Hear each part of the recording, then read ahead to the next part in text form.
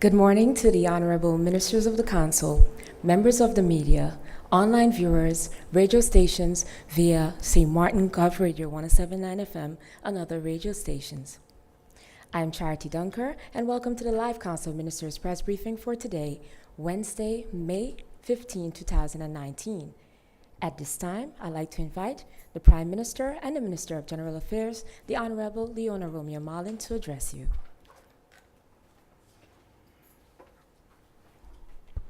Good morning to all, my colleague, ministers, and the members of the press.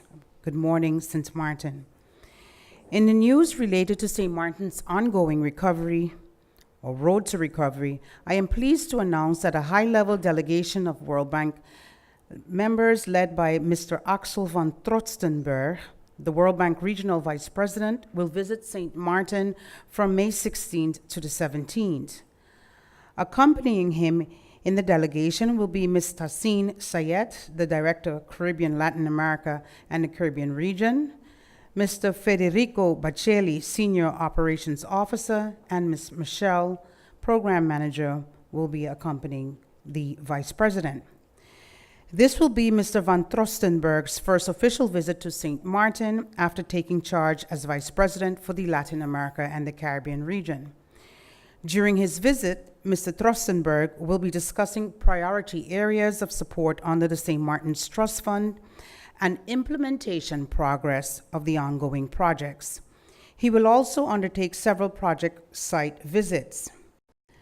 At the end of his second day visit, a press conference will be hosted at the Office of the National Recovery Program Bureau, consisting of my person, representatives of the World Bank delegation, members of the steering committee, director of the National Recovery Program Bureau, local NGOs, and partners.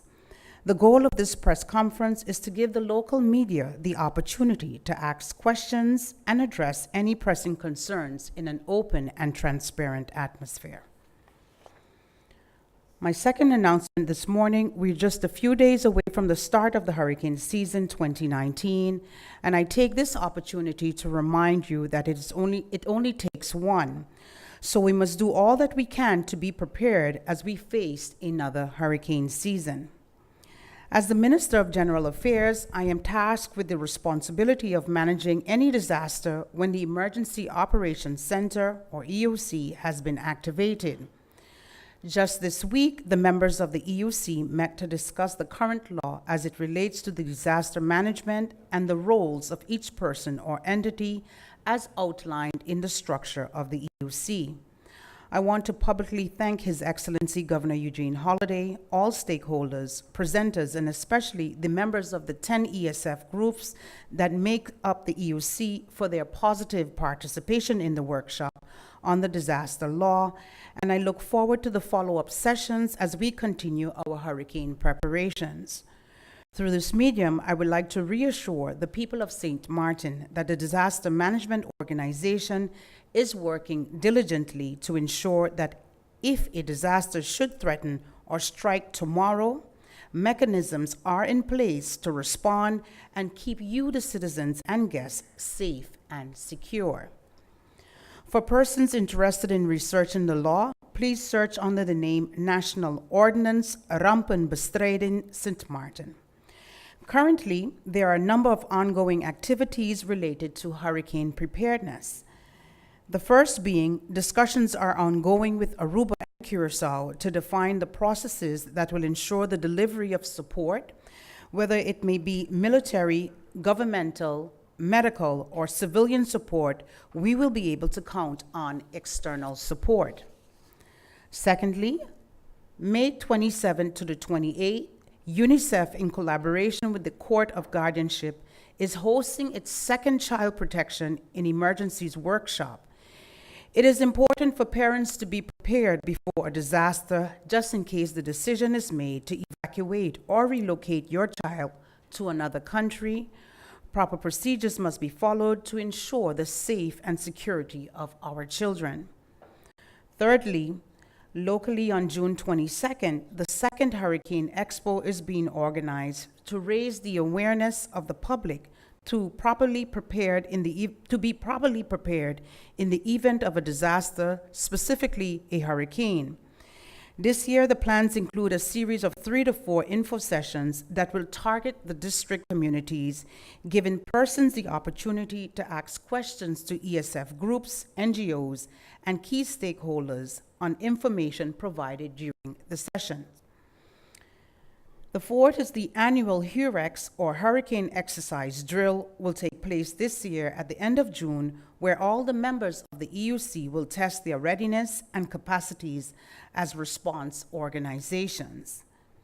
And lastly, following the HUREX, the EUC will once again get together on July 5th in an internal setting, as we did last year at the Disaster Preparedness Conference. The theme of this year's disaster conference will be Communication is Critical, with the emphasis on internal and external communication. During the Disasters Preparedness Conference, the launching of a disaster emergency app will take place. On this app, persons will be able to receive pertinent information, warnings, and alerts as it relates to disasters on St. Martin. Through this medium, I want to ask the public to also do their part and seek out the relevant information for their immediate family and community. This information should cover personal emergency family planning that takes into account the well-being of your children, household emergency supplies, all insurances, safeguarding important documents, and access to communication sources. Persons are also reminded to be vigilant and act responsibly by avoiding the spread of information that does not originate from official government sources. More information will be forthcoming as we get into the hurricane season 2019. I thank you and I await your questions. Thank you, Prime Minister, for your opening remarks. At this time, I invite the Minister of Public Housing, Spatial Planning, Environment, and Infrastructure, the Honorable Miklos Kitterson, to address you.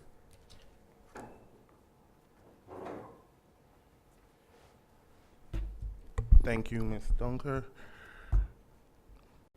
Good morning, Prime Minister, fellow ministers, press, and audience members viewing and listening. Today, I'll start off my press briefing announcing the previously announced wreck removal program as part of VROMI's collaboration with the KPSM for a countrywide cleanup is progressing well. To date, the staff of VROMI and Steel Crushers BV has transported approximately 3,023 metric tons of crushed car wrecks and other metals, which is approximately 1,500 to 1,800 cars, and it took approximately 3 days to load the wreckage to the ship.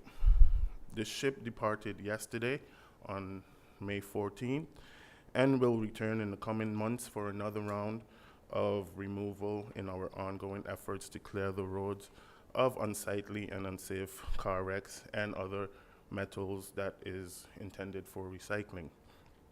This is the second time in our country's history that metals have been exported for recycling, and this is exactly 1 year after the first export.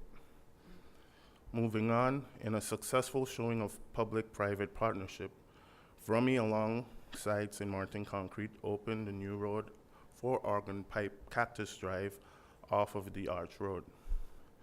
This is one of the first projects I approved when I was sworn in as minister, but it is especially important to me as it shows how clear and focused collaboration between private and public sector can yield positive results. VROMI has similar initiatives planned for other critical road infrastructure in specific areas and will announce these plans as they continue to take shape. Next, I'd like to hit on the Dutch Quarter sewage system upgrade. Works on the pump station of the 10th EDF sewerage system upgrade project has been progressing as planned. On May 9th, 2019, concrete was poured to form the upper part of the outer walls, and the formworks are presently being removed. Rebar installations for the deck of the pumping station will commence next week, as per the contractor's update. Work will continue in the coming weeks with the following planned activities. 1, the installation of partial home connections on the main road. 2, the placement of several pit covers for safety and ease of access for future works. And 3, installation of a small section of sidewalks at the one-hole lane. At present, a revised planning is being prepared by General Contractor Van Boekel, and once this is received, VROMI will communicate the revised delivery date of the project. This concludes my press briefing for today. Thank you. Thank you, Minister Hittison, for your opening remarks. At this time, I invite the Minister of Education, Culture, Youth and Sport, the Honorable Wycliffe Smith, to address you.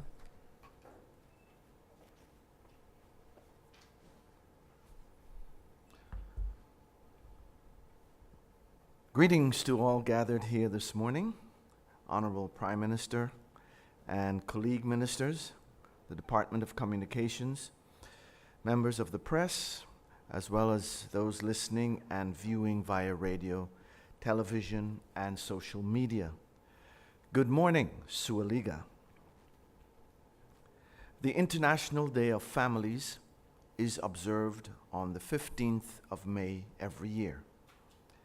The United Nations theme for 2019 is Families and Climate Action, focus on SDG 13. The Sustainable Development Goal number 13 focuses on 2 targets. The first target is to improve education awareness raising and human and international capacity on climate change mitigation, adaptation, impact reduction, and early warning. The second target is to integrate climate change measures into national policies, strategies, and planning.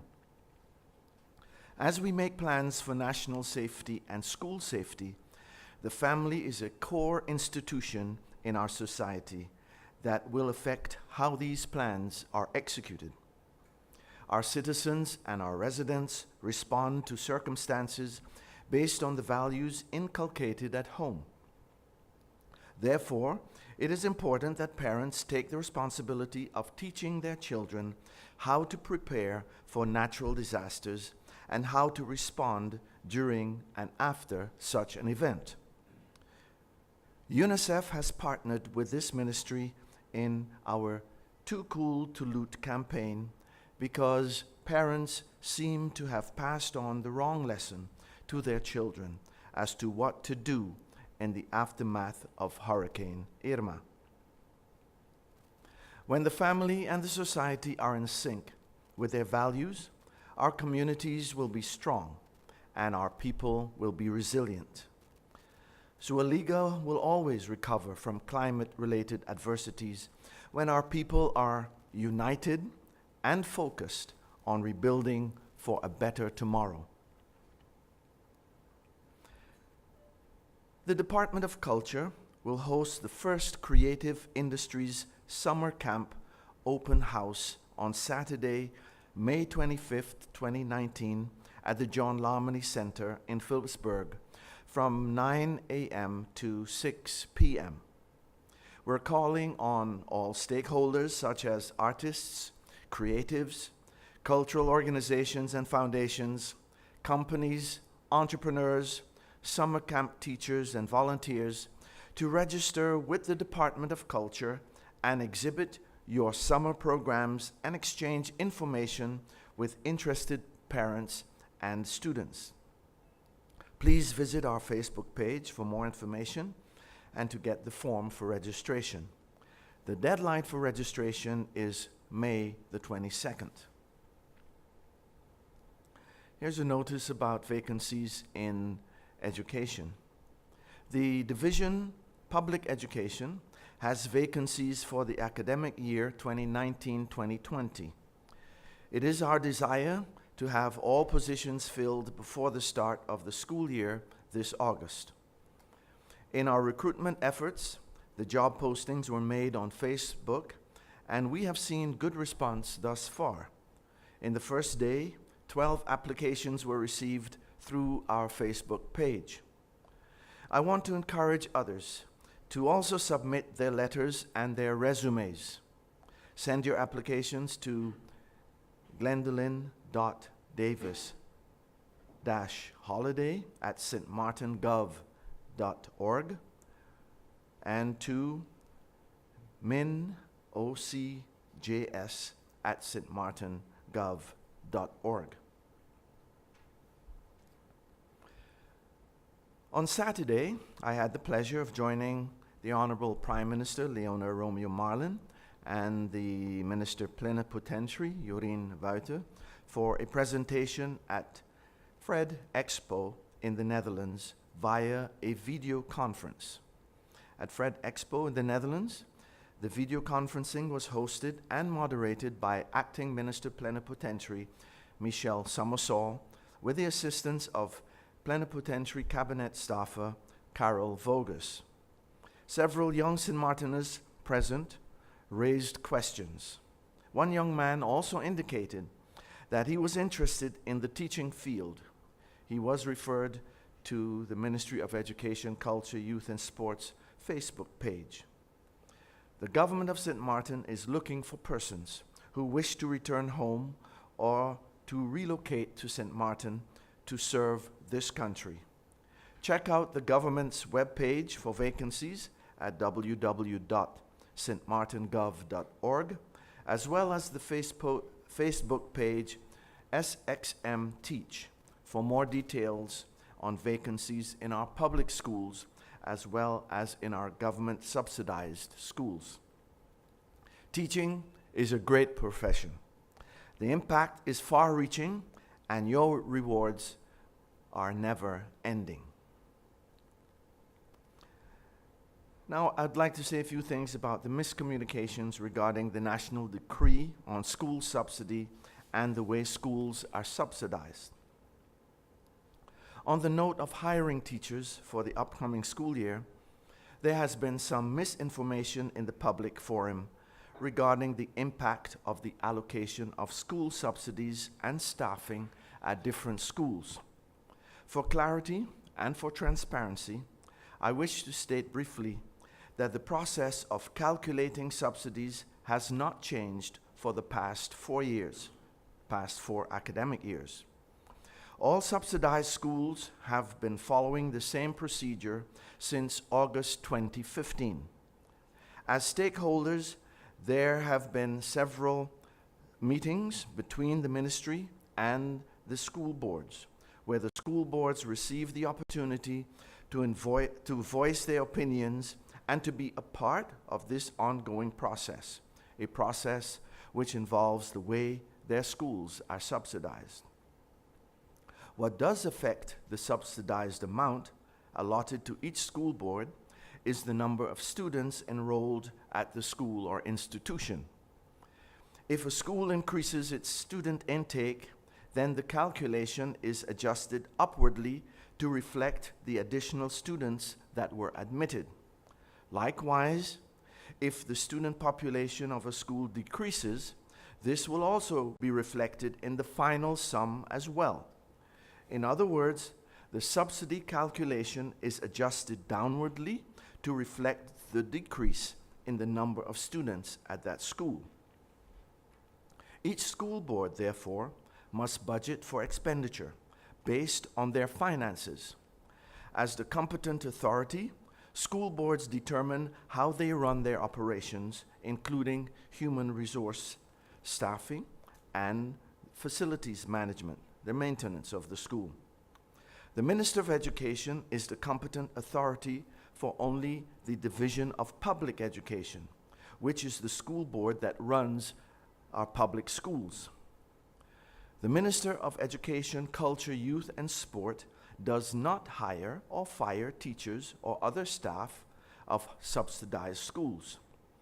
The Minister monitors the qualifications of the teachers and the quality and standards of the education that is being offered via the Division of Inspection. To be clear, The Ministry of Education has not cut, nor slashed, nor reduced the subsidy for schools. Neither has the minister modified the way the subsidy for school boards is calculated. In other words, the way subsidy is being calculated has remained the same and was agreed upon with all the school boards since August 2015. With that said, I am aware that school boards are facing difficult decisions in the coming weeks as they plan their budget for the academic year 2019-2020. The president of the board of FAVE, that's the Foundation for Academic and Vocational Education, met with me on March 27th to discuss some of their challenges, such as concerns regarding safety and security at the school, and he also discussed the impact of reduced enrollment numbers and what it would have on their finances. The FAVE board has filed an appeal with me as minister and not against me or against the ministry, as erroneously stated in the media recently. At this point, the discussion with the board of FAVE is ongoing, but as the competent authority for the St. Martin Academy, the academic, as well as the PSVE sections, how they decide to balance their budget is within their right, once the measures that they take comply with the education laws of the country. As we are gearing up for the budget debates in Parliament, I think it is noteworthy to mention that the Ministry of Education, Culture, Youth and Sport will be presenting a budget to the tune of a total of 123,406,326 guilders. Approximately 65% of the ministry's budget goes to paying school subsidies. That's about 72 million guilders that goes into subsidies. Again, that is 65%, which means that more than half of the ministry's budget is going to FABE, SVOBE, and all the other subsidized school boards. With the limited financial means that we have, the Ministry of Education, Culture, Youth, and Sport is trying to do as much as it can, and I'm sure that you will agree with me that the recipients of our subsidy should also try to do as much as they can with the subsidy that they receive. I also believe that if we unite and focus on the best outcome for all, the teachers who can no longer be employed at one institution can be possibly recommended as suitable teachers for vacancies at another school. A word on the student-teacher or teacher-student conflicts. Also, I have been alerted of a certain conflict between a teacher and a student. It is very unfortunate whenever these incidents occur, especially for all parties concerned. I am awaiting the official report from the school board and from the Division of Inspection, and it is therefore prudent for me to withhold my comments on this matter until all the facts are before me. As a parent and as a teacher, I do sympathize with the concerns of the community about the incident on both sides. I'm hoping that the school board will exercise wisdom in their decision-making, and I look forward to seeing this situation resolved quickly and in an amicable manner. A school must certainly be a safe place for all who enter its gates. On Saturday, May 11th, the National Institute of Arts, the NIA, hosted their Gymnastics Spring Invitational. In this friendly meet, the gymnasts from NIA competed with the gymnasts of Club de Gym from the French side.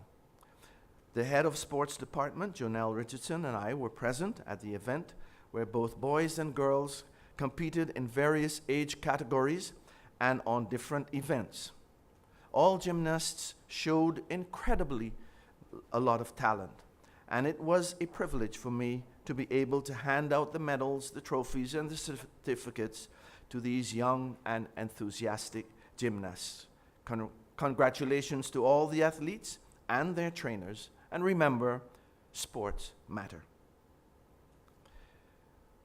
We have the reopening of the Cruyff Court in Belvedere, which will be taking place this Friday, and I'm happy to announce that the works at the Cruyff Court in Belvedere and the reopening of the court, the Johan Cruyff Foundation, in close partnership with the Union of European Football Association and the Ministry of Education, Youth, Culture and Sport, recently renovated the Johan Cruyff Court. This was the culmination of lengthy discussions following the 2017 hurricane. During this week, representatives and ambassadors of the Cruyff Foundation will be present to reopen the renovated courts within the Dutch Caribbean. On Friday, the National Sports Institute, the NSI, and the Cruyff Foundation and my ministry will host a ceremony to officially declare the court in Belvedere reopened. Come out at 3 p.m.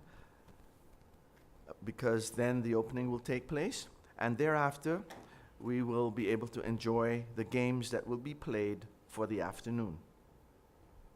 Lastly, the Department of Sports, in collaboration with the National Sports Institute and the St. Martin Olympic Sports Federation, are excited to announce that they will be launching an annual sports magazine and are calling on the public to help them name the magazine.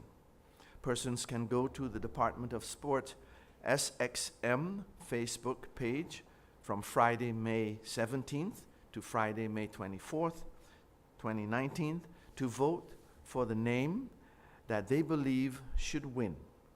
Be part of this process. Thank you for watching and for listening, and I'll be available for any questions that you may have. Have a pleasant day. Thank you, Minister Smith, for your opening remarks. The Minister of Finance, the Honorable Perry Hearlings, is present, however, will not be making any opening statements, but is available for any questions the member of the media may have. We now move on to the question and answer session.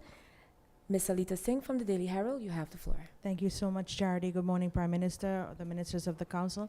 My first question is for the Prime Minister, and it's based on your presentation this morning that had a lot to do with hurricane preparedness. I think one of the most pressing questions at the moment is, does the emergency service or services, do they have all of the necessary needed equipment and training, considering what we went through after Irma? A lot of equipment was damaged after that hurricane, had to be replaced, and of course we have new training and new techniques. How has all of that been going, considering we're 2 weeks away from the start of the season? Thank you, Alita, for that question. As it relates to the equipment, some equipments are still in the procurement stages. We are working diligently with the World Bank. We have identified the areas that we are very concerned with as it relates to how soon we will get some of those equipment. So in essence, are we fully equipped? No, we're still waiting for that. It has been a very lengthy process, but nevertheless, we are not leaving that deter us from coming up with Plan B and Plan C.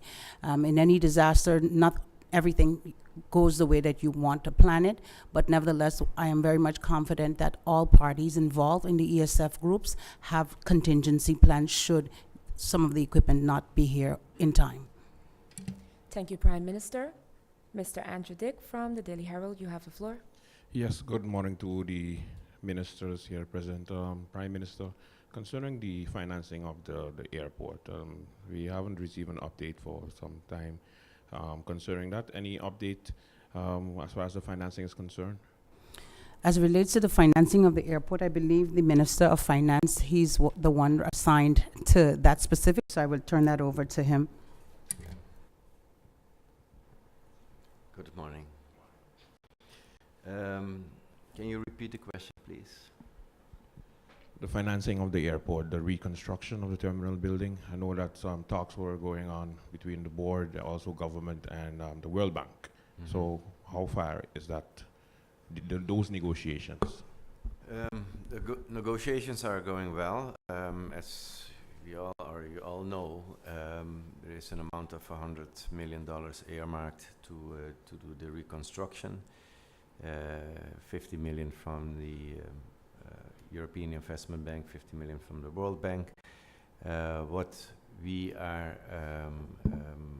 looking at is to finalize the procedure where it concerns the 50 million from the World Bank. As we all know, and we have seen it in other projects as well, that can be a lengthy process. However, we are in a phase where we found a solution to secure the funds, and we are in talks right now, not only between the government and the World Bank, but also to the note holders of so all the parties involved, and it's progressing well. Thank you, Minister Herlings. Mr. Lyndon Brown from BCN TV, you have the floor. Good morning to the people of St. Martin and to our minister present today. Question to Minister Smith. Minister Smith, it have been in the newspaper that the academic school and the board of the academic school is disappointed. Well, just now you said that the subsidy did not change, but somehow there are some misunderstanding. Did you meet with the board? Because like 2 days ago there was, it have been profiled in the newspaper that the school will be taking some measure, like the books, the children will have to buy the books, and if the children cannot pay their school fee, they will take measure, meaning they will be dismissed. For what reason? I have spoke to parents. Presently now, parents are debtor. They cannot pay their school fee. So tell us when, if you meet with the board over the 2 days, because it is in the newspaper still. Thank you very much for your question, Mr. Brown.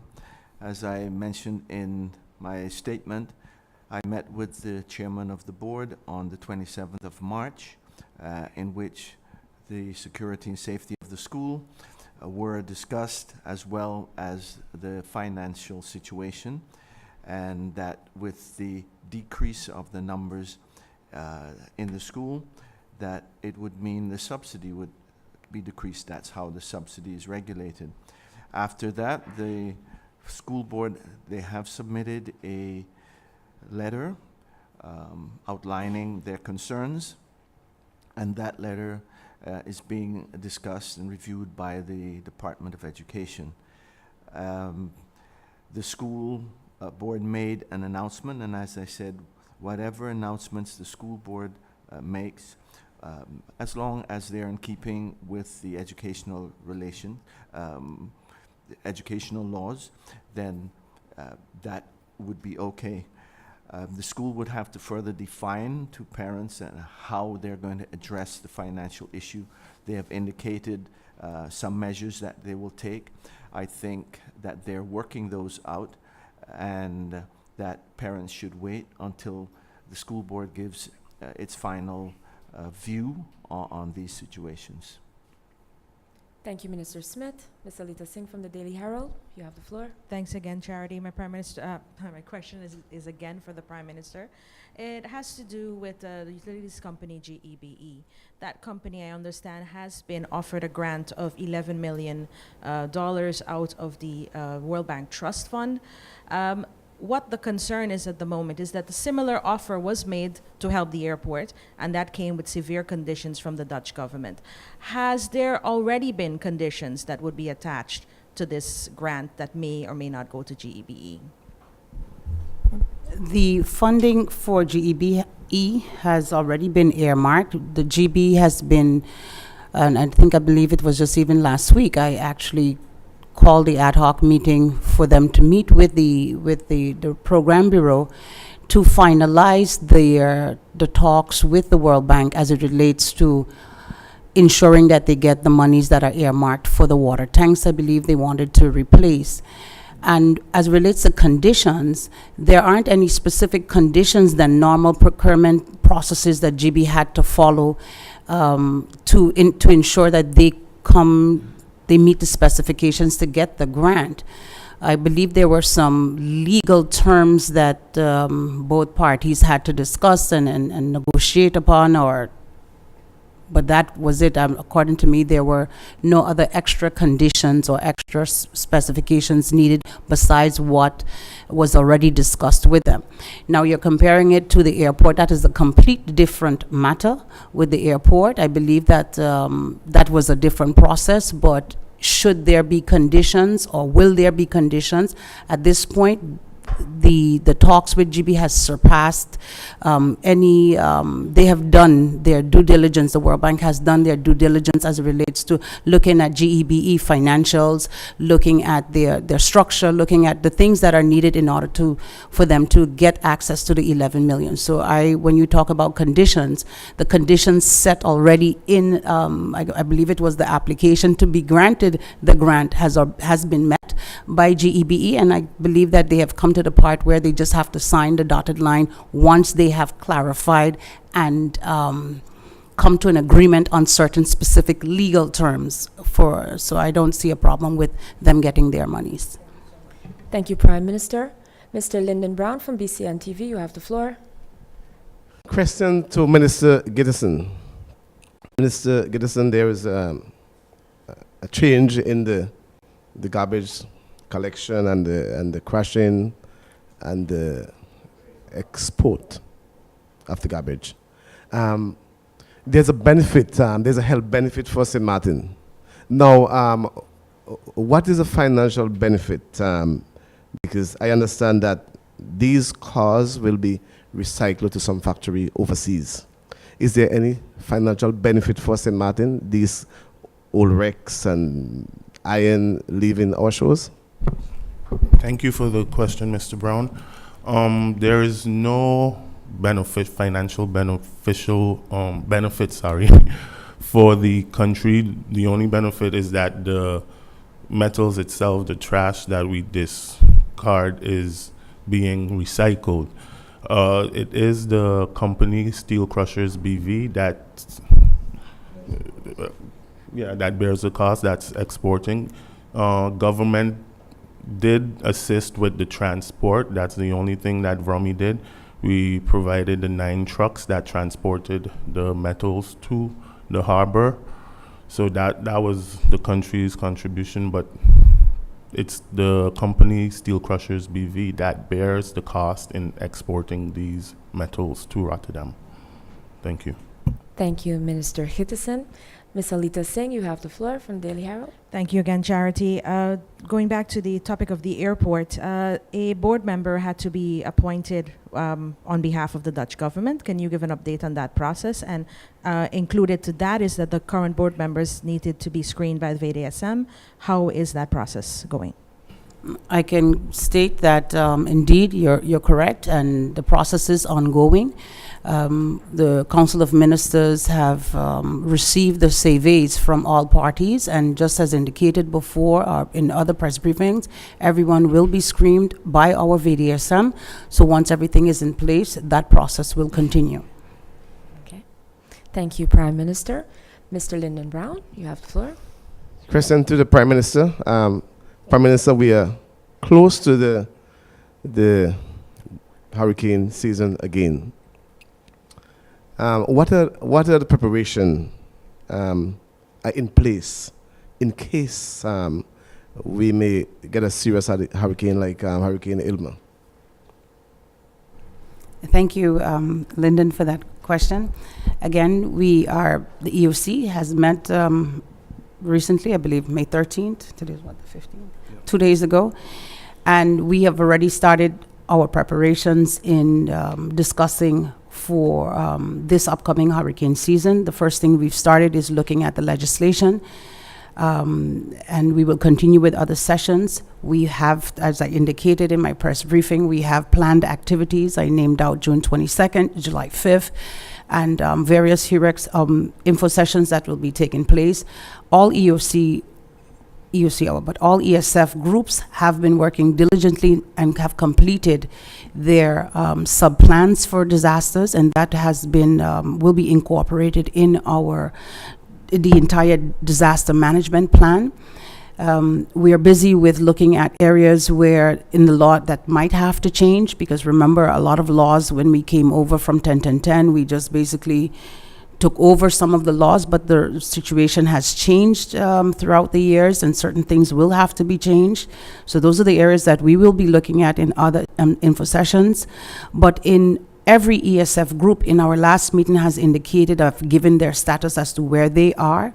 And within short, we will be giving more information to the general public as to where each ESF group stands. One of the things that I indicated, where we will be going to the communities to have discussions in the communities about disaster preparedness. So that is something different that we will be doing this year. But I announced it in my speech.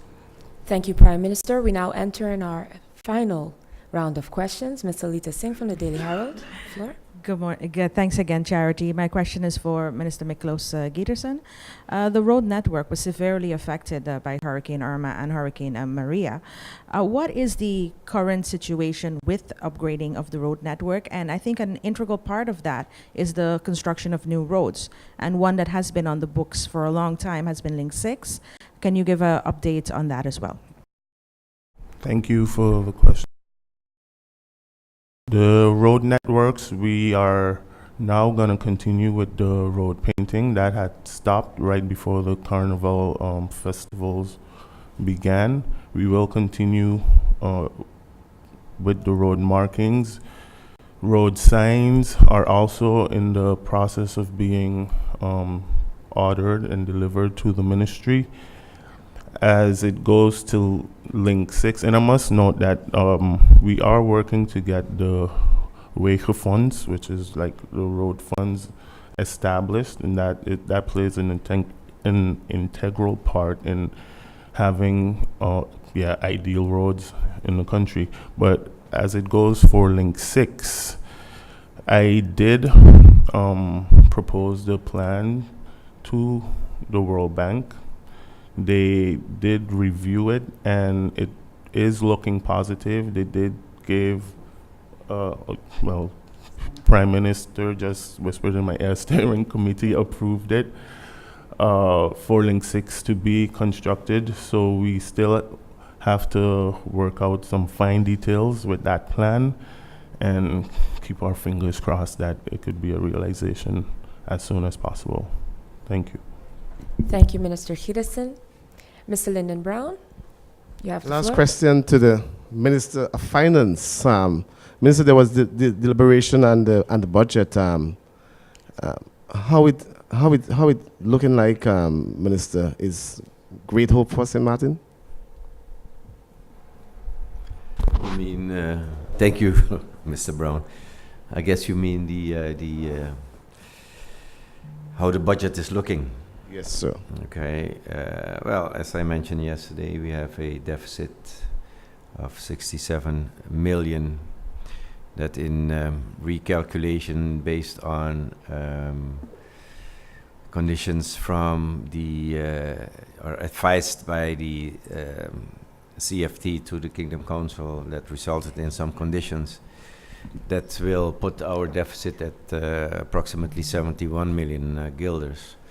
But if you look at the progress that we are making in the recovery of our economy, we are doing okay. It goes slowly but steadily.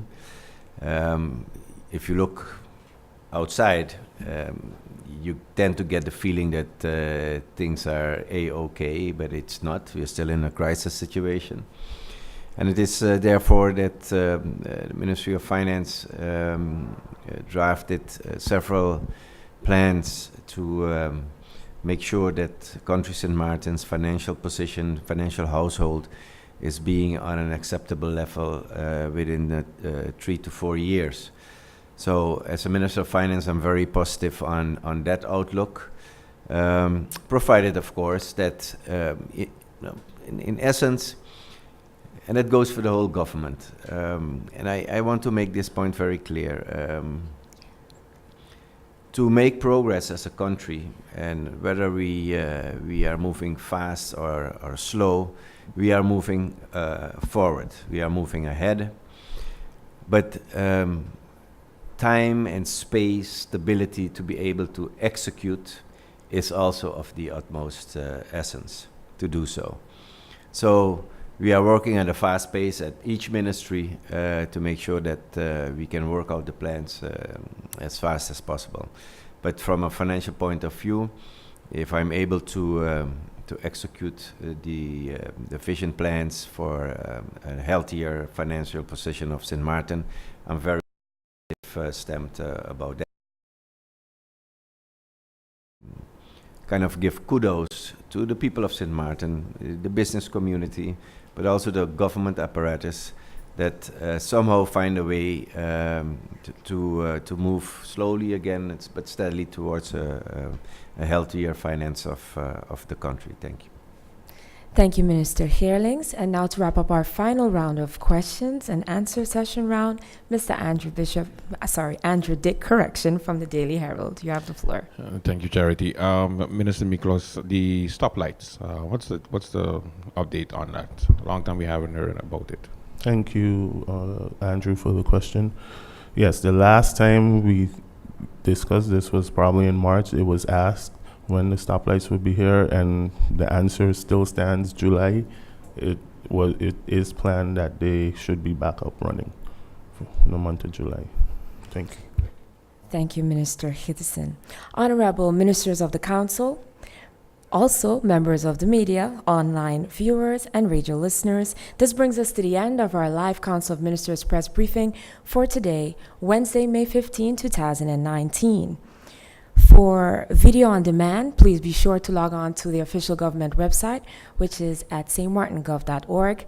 For rebroadcast of the Council of Ministers live press briefing, please log on to or tune in to nightly 7 p.m. on St. Martin Cable TV. On behalf of the team of the Department of Communication, I am Charity Dunker.